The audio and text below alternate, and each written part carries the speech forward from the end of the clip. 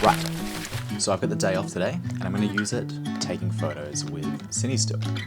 So I'm thinking, let's take some photos of flowers. I'm going to go up to Mount Lofty and see what I can get. I think it might also be fun to play with some flash photography, and especially on the film camera, because I've just worked out how to do that. I've got a little cable to connect everything.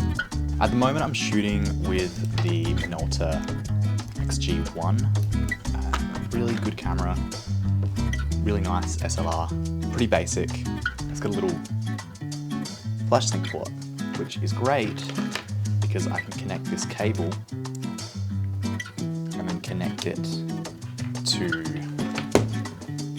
this little trigger, and that's going to send a signal to the flash. And that way I can do all of that without actually having the compatible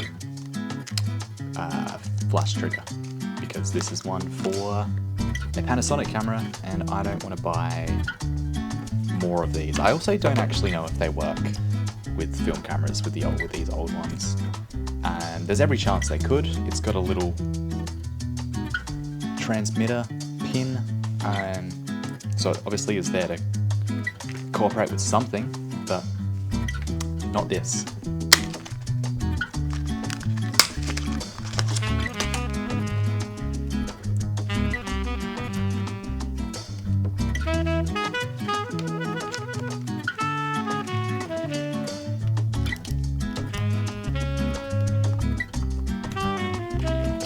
Couch.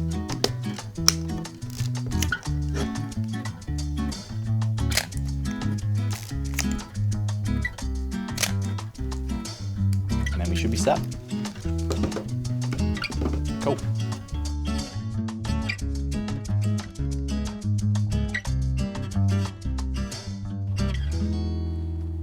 It was a nice overcast day at the Botanic Garden. The flowers were amazing, as they always are, very well taken care of, and so really perfect weather for what I wanted to do. I got a few really nice photos of just flowers on their own, but I also wanted to try out using a flash. During the day I feel like it was probably a little bit too much ambient light around still, and I didn't really know how they were going to work out. I haven't used flash a lot with my film camera, so I wasn't really sure what settings to dial in. I had to keep checking back to this app on my phone to just get the metering right. I think I need a proper light meter at some point, and then also to just kind of predict what settings I would need for the flash intensity that I was going to be using, and the distance and everything like that. So I was kind of going in blind, and for a few of them I stopped recording video with my digital camera and set that up with the flash with the same settings, just to double check before I wasted any film. I definitely still wasted a fair few shots. There were a few times that the flash didn't fire because of a dodgy connection, or the trigger had just timed out. I think the batteries were running a little bit low in the flash as well, but I wound up with a few interesting ones. I tried to introduce a bit of motion blur, hoping that I could freeze the flower with the flash and then have the background really blurry, but it didn't quite work out how I wanted it to. I think there was just too much ambient light, but it still looks kind of fun, some of these.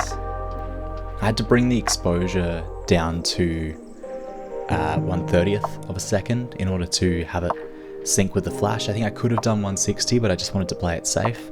And that kind of meant that anything that was illuminated by daylight wound up a little bit blurry in some of the photos. My favorite ones might even be the ones I took without the flash, where I could use a faster shutter, but I still really like some of the flash photography because I think it just adds an unnatural quality to the light, to the flowers, that looks weird in quite an otherwise fairly natural environment.